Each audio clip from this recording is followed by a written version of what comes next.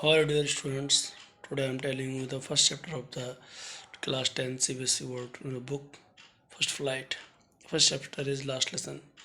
Last lesson chapter है जो एक किसान के द्वारा, किसान जिसका नाम लेंचो है, उसके फेथ की एक अटूट विश्वास की स्टोरी है जो ये दर्शाती है अगर आपके अंदर अटूट विश्वास है तो आप किसी भी चीज़ को गेन कर सकते हैं। लेंचो एक फार्मर है जो इग्लो हिल पे उसका मकान है, रहता है, और वहाँ से इतनी दूरी है कि वहाँ से बड़े आराम से वो अपने खेत देख सकता है जो बहुत दूर से डॉट फॉर्म में दिखते हैं। अब उसे जैसे इंडियन किसान को ज़रूरत होती है वैसे उसे रेन की ज़रूरत है कि रेन के लिए बार बार देख रहा है, अपनी पत्नी से बात कर रहा है, बच्चों से बात कर रहा है, और देखता है कि नॉर्थ ईस्ट से बड़े बड़े ह्यूज माउंटेन्स चले आ रहे हैं, और जैसा उसने सोचा था वैसा होने लगता है। थोड़ी देर बारिश भी होती है। बारिश होने के बाद जैसा कहते हैं मैन प्रपोज गॉड सपोज, वो जैसा सोच रहा था वैसा होता नहीं है। बहुत देर तक बारिश नहीं होती है, एकदम सडनली हवा चलने लगती है और हेल स्टोन होने लग जाते हैं और सारे के सारे उसकी फसल बर्बाद हो जाती है।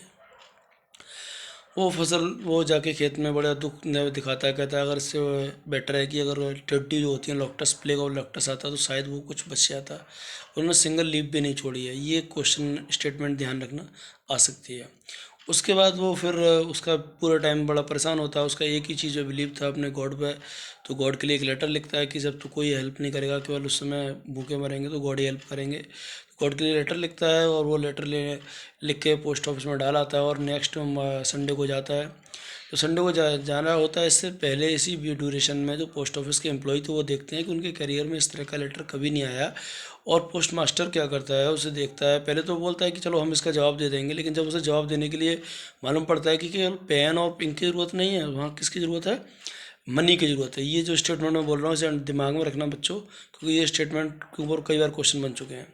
तो केवल लिंक की ज़रूरत नहीं है, केवल किसकी ज़रूरत है, मनी की। जब उसे खोल के देखता है, पढ़ता है, तो उसे मालूम पड़ता है एक व्यक्ति जिसे भगवान पे बहुत अच्छा विश्वास है और उसे पैसे की ज़रूरत है, परेशान है, तो वो अपने सारे एम्प्लॉयज़ के साथ मिलकर कुछ पार्ट ऑफ सैलरी अपनी डालते हैं और एक्टिव चैरिटी करते हैं। इसकी वजह से सैलरी डालते हैं और बड़े खुश होते हैं कि उन्होंने बहुत अच्छा काम किया। ये देखने के लिए कि वो व्यक्ति आएगा पैसे लेने के लिए तो कितना उसकी क्या फीलिंग होगी। वो गॉड के सिग्नेचर कर देता है ऐसे जैसे कि गॉड ने किया है। ये भी एक क्वेश्चन बनता है रिप्रेजेंटेटिव ऑफ गॉड के नाम से।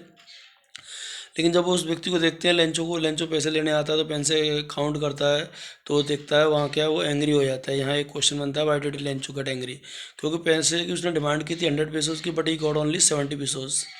तो वो कहता है, वो दोबारा लेटर लिखता है और गॉड को बोलता है कि भगवान अब की बार जो मुझे पैसे भेजने हो डायरेक्टली भेजना, मुझे इनके थ्रू मत भेजना पोस्ट ऑफिस एम्प्लॉय के, they are the bunch of crooks. ये आयरनी है, क्योंकि जो व्यक्ति उनके हेल्प कर रहा है और वही बेचारा दोषी साबित हो जाता है, आयरनी कहलाता है।